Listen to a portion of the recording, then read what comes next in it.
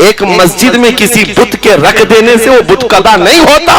तारीख गवाह है 307 काबे के अंदर थे, तब भी काबा काबा था।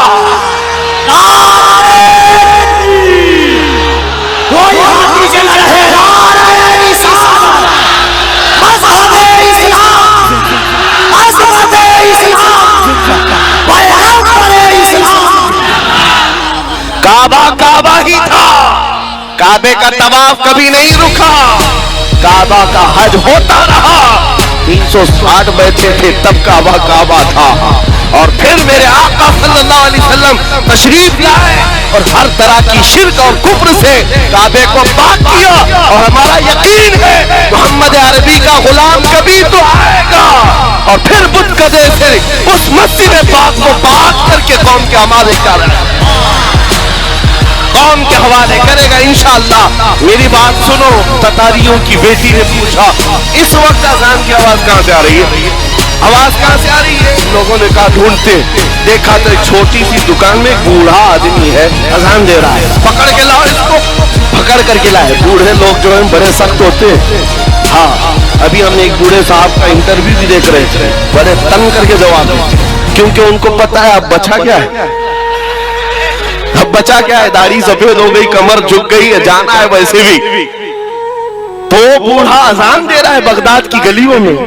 ततारियों की बेटी बड़ी सख्त दिल की थी, गिरफ्तार करके लाई। कहा बाबा तुझे पता है हमने यहाँ तो पूरी की पूरे मीनार गिरा दिए, खोपड़ियों से मीनार बनाए हैं तुम्हारे, इस वक्त तुम अजान दे रहे हो?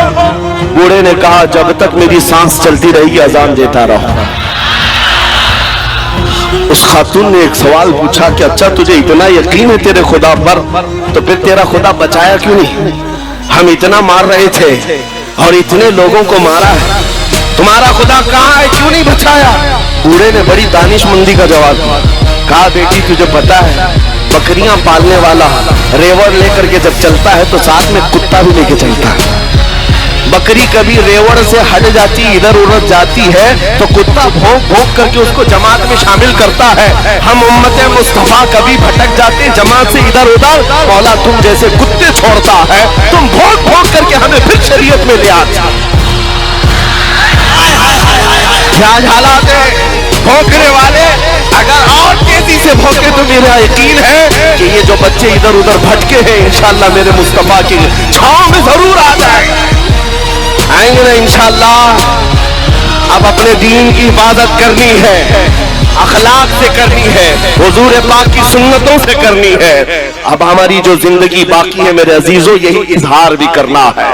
और एक बात मैं ये भी बता दूं, हालात के एतबार से चंगेज ये भी 50 लाख इंसानों के कत्ल का उसके ऊपर इल्जाम भी है और बल्कि हकीकत है 50 लाख लोगों को मारा। रोजाना कत्ल नहीं करता तो खाना नहीं खाता। एक मर्तबा यही हमारी जमात, मुसलमानों की जमात मैदान में गिरफ्तार करके लाई गई, 3 सफों में खड़ा किया, खुद घोड़े पर बैठा हुआ खिलौने से खेल रहा है। जल्लाद को बुलाया कि अब इनकी सफे उड़ाना शुरू कर दो, गर्दनें उड़ाओ। इन हालात में सुनो मेरे अजीज, पहली मर्तबा जब जल्लाद गर्दन पर तलवार उड़ाने लगा, चलाने लगा, तो एक पहली सफ में बूढ़े मियाँ थे, वो हट करके पीछे चले गए, दूसरी सफ में चले गए। पहली सफ में नंबर ना आए दूसरे में चले जाते, मरना तो था ही। जब पहली सफ वालों को पूरा जल्लाद उड़ा दिया, गर्दनें उड़ गई, दूसरे सफ की बारी आई। चंगेज देख रहा था कि ये बूढ़ा पीछे चला गया है, कहां तक जाए। दूसरी सफ को हुक्म दिया, जल्लाद को हुक्म दिया गया मारो। कत्ल करते करते गर्दनें उड़ाते हुए आया, ये बूढ़ा तीसरी सफ में चला गया, तीसरी सफ में गया। अब आखिरी सफ है, इसके पीछे कुछ थी नहीं।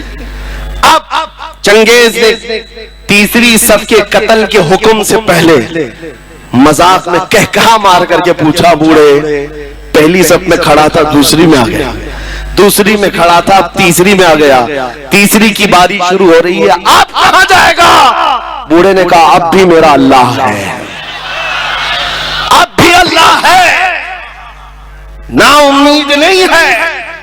उसने अभी जल्लाद को हुक्म दिया ही था, उस चंगेज के हाथ में जो खिलौना था, घोड़े पर बैठकर खेल रहा था, अचानक गिर गया और वो खिलौना उठाने के चक्कर में जैसे ही झुका, उसका घोड़ा बिदक गया। उसका पैर घोड़े की जेन में फंस गया और घोड़ा भागने लगा। इतना भागा कि चंगेज के सर को पत्थरों से टकराते टकराते, घोड़ा किसी के काबू में नहीं है। सारे सिपाही घोड़ा पकड़ने के पीछे भागे हुए हैं, सारे वजीर पकड़ने के लिए जा रहे हैं। घोड़ा उस वक्त जाकर रुका जब इसका सर फट कर 2 टुकड़े हो गए, मर चुका है और सारी सल्तनत एक आन में खत्म। बूढ़ा अपने हाथ उठाकर कहता है, ऐ दुनिया वालों, देखो मेरा मौला मौजूद है। कैसे भी हालात हो मेरे अजीज